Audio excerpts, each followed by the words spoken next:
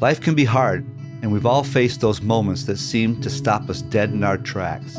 But what if those moments of difficulty, the bad news, could actually be a springboard for something greater? I'm Cam Garven, and each week I'll bring you stories of extraordinary resilience and conversations about lives and ideas that are productive.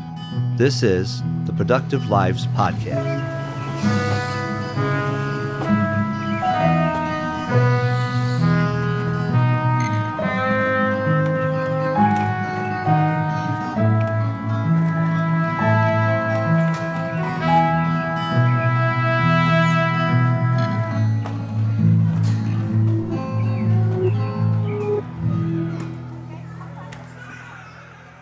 In our conclusion with Dave, we're talking about the grind. Dave is a 3-time Ironman triathlete. He explains why he's refired rather than retired and gives us a preview of his 3,000-mile bike ride from Canada to Mexico. We wrap up with his best leadership advice, why good leaders scale systems, not themselves.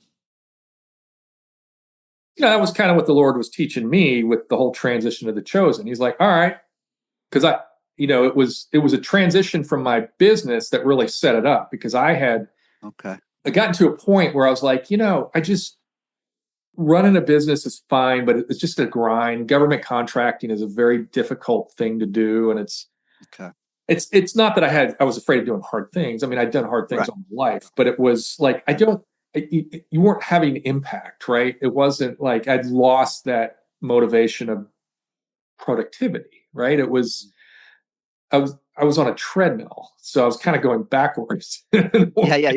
Yeah. And so I finally had a conversation with the Lord about it and said, look, all right, I'm done. If you want me out, I'm out, because I'm out. And he's like, okay, I let you kind of run your show for 30 plus years. Now you owe me. And he's like, not only do you owe me, but I'm going to use what you thought you learned, and then we're going to use it for my people. Yeah. Oh, wow. And that awesome. Was the biggest change for me, because now it's great. It's the ultimate productivity, right? Because he's driving the train.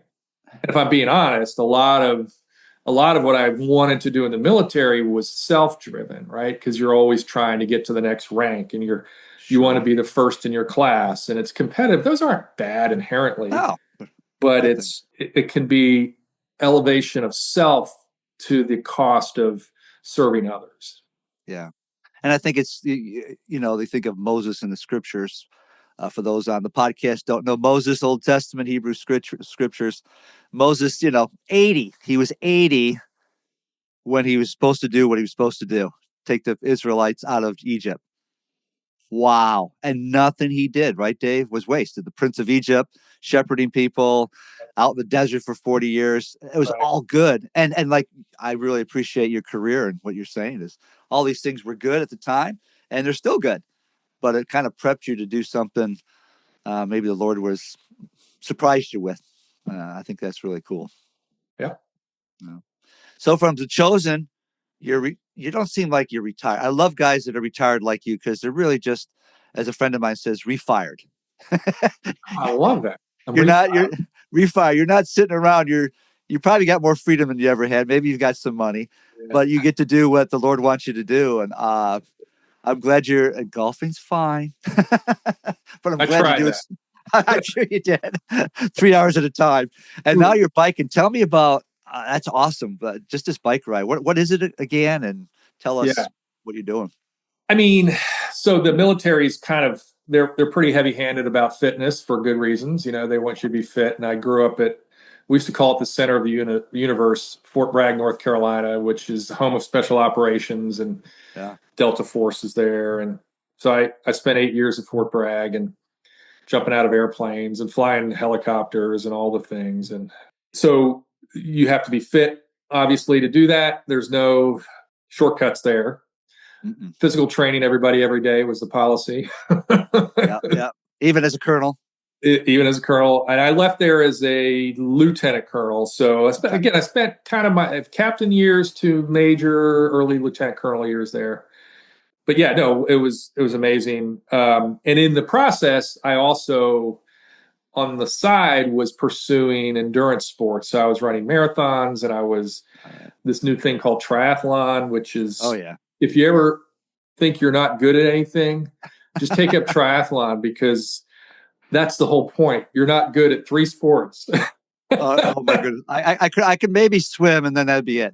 I So could like imagine doing the rest. if you a good triathlete is mediocre at best at three sports. That's not entirely true. The pros are really Oh, good, but oh yeah, like people like me.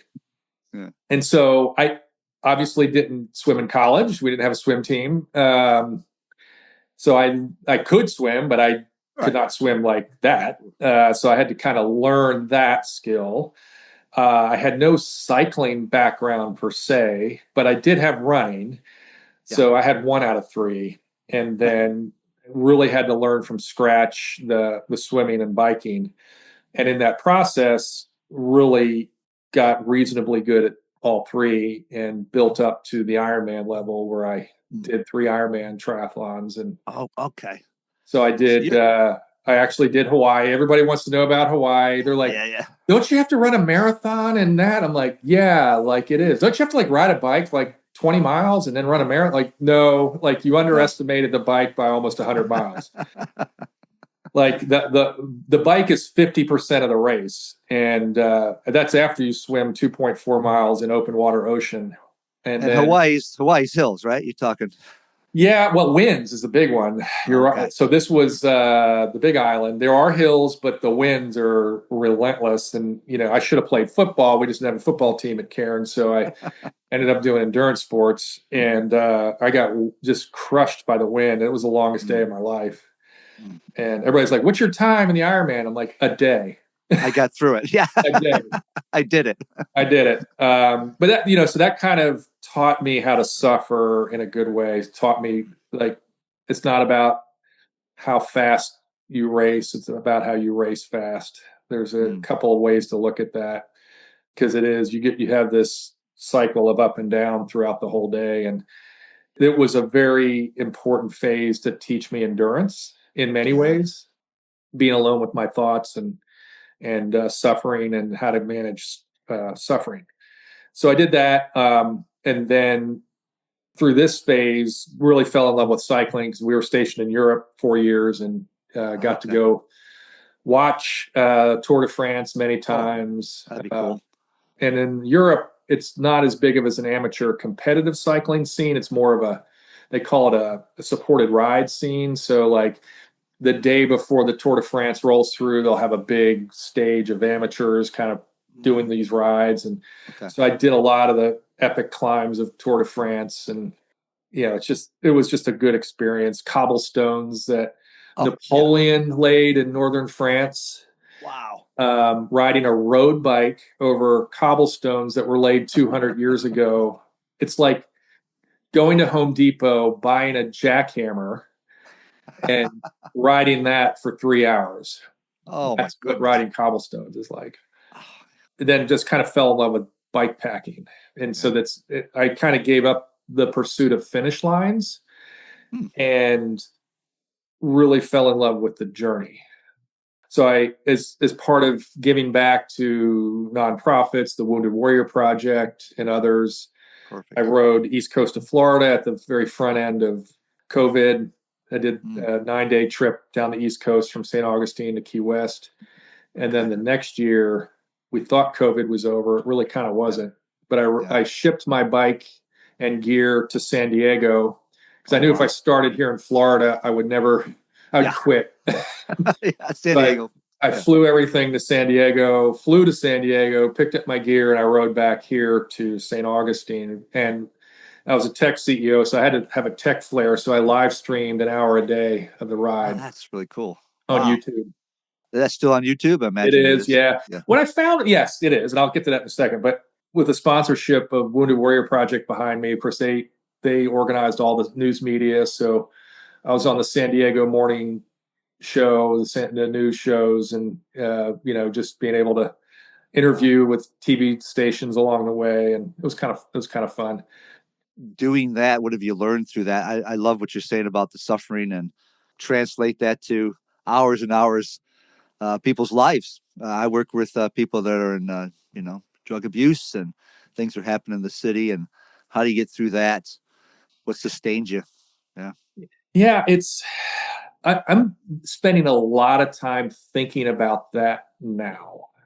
And specifically, because the ride I'm gearing up for is a ride from Canada to the US southern border in New Mexico.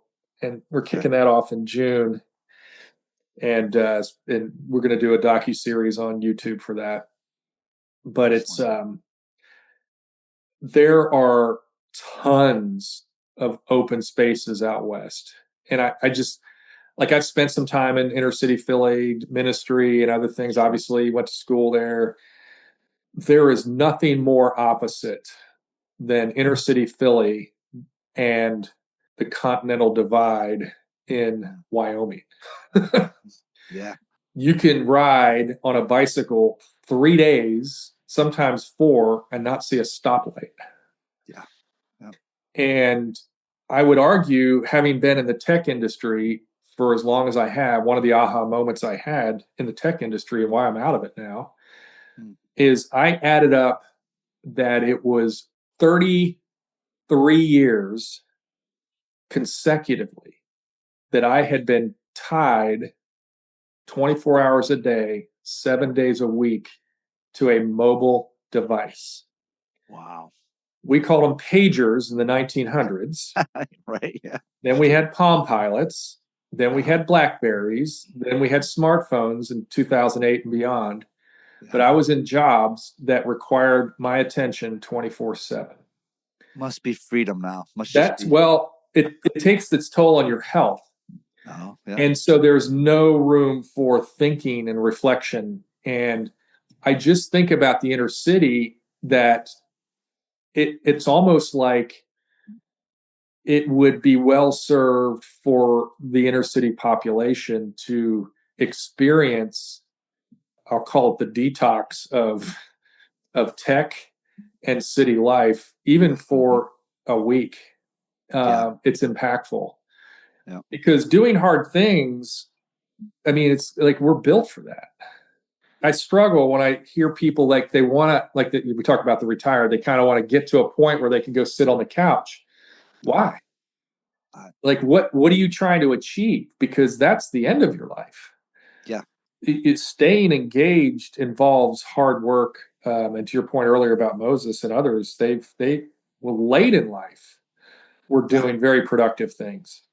Yeah. So this ride is going to be, while remote, will be very productive from the standpoint of learning how, not only how to do hard things, but how to solve problems in ways where you don't have an Uber, you don't have Uber Eats, you don't have a taxi. If you break down, you may have to hike your bike 30 miles to get a spare tire. Wow, Dave. And by the way, there's no cell phone coverage in large swaths of that. I've been out that way. Yep, definitely. So that's the genesis of this challenge. Spoiler alert, of course, your audience, they'll be the first to hear. I haven't built the script yet, but the idea of this docu-series is going to be around the biblical idea of 40. I love it. And how many times the Bible uses 40, but in the context to which it's used. It always means shedding something, preparation. It doesn't mean destination as much as it means process and learning. The journey, yeah. The journey. And I mean, we see these human interest stories, and it's always the same plot, like, I'm preparing, and like, oh, now I have a family crisis that's going to prevent me from starting, and then I get injured along the way, and I may not make it to the finish line. And so I'm kind of taking a different approach on the plot. Thanks for sharing that. That's pretty cool. How can we help you? Say this, my audience, are you contributing to the Wounded Warrior this time, or just watching you on YouTube? That'd be really fascinating if people could do that. Yeah, the YouTube channel is 50/50 Ride. I mean, you'll be underwhelmed when you get there now because it's an army of one, and I don't know anything about the movie industry, but I'm learning. But you got some friends. I've got friends who volunteered to help it come to the next level. That's So, really cool. That's so awesome. yeah, we're going to do it. It's going to be a great journey, and again, I feel that's the calling now to really get a strong gospel message out in a way. I don't want to say like The Chosen, but there's plenty of space in the field, but in a way that is not traditional, so to speak. Yes, very creative. And I Creative. think sometimes, we'll invite people to Bible studies or church, like, you invite them to a sports event or do something for their kids or something like this. And like, oh, why are you doing this? And you get a chance to tell your story. I think that's awesome. Just tell a story. The Bible's full of stories. Yeah. Yeah. That's right. And as you said, as you get older, you got more stories. Yeah. Thank you. I really appreciate your time. But anything else that's sustained you through all this, or anything you want to tell us that you've been thinking about that maybe I didn't ask?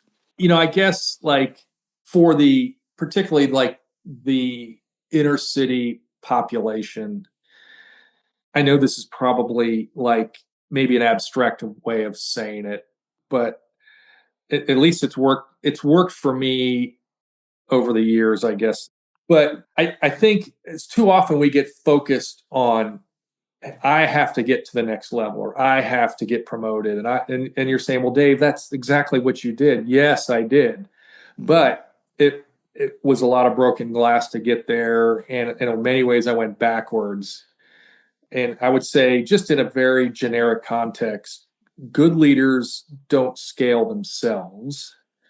They scale systems. And that's my IT way of looking at it, but it's a life way of looking at it, right? You're building systems, and that could be relationship systems, that's family systems, that's work systems, that's personal growth systems, obviously your faith journey systems.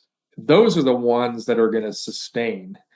You're going to elevate yourself, and you're going to the winds on the high ground are pretty cold this time of year. and lonely. And if you want to be alone, do that. But if you want to grow as a leader, figure out the resources around you and work to build those systems. And I think that, to me, is the biggest lesson learned I can leave today. From Black Hawk helicopters to the Continental Divide, Dave's story proves that being productive is about faithfulness. Follow his journey at 50/50 Ride on YouTube, and you can follow along on his adventure. Thanks for listening, and remember, don't just scale yourself, scale the systems of faith and family around you. Thank you for listening to the Productive Lives Podcast. You can expect new episodes every Monday, and if you like the show, please subscribe and leave a review wherever you get your podcasts. This helps others like you find the show. The Productive Lives Podcast is supported by Productive Lives, where our mission is people serving people, and our vision is to motivate people to improve their lives and the lives of others through servant living and leadership. If you want to live a productive life and help improve the lives of others, visit our website for more information, productivelives.org. The Productive Lives Podcast is produced by Studio D Podcast Production and hosted by me, Cam Garven. I'll see you next week for more stories of resilience and conversations about lives and ideas that are productive.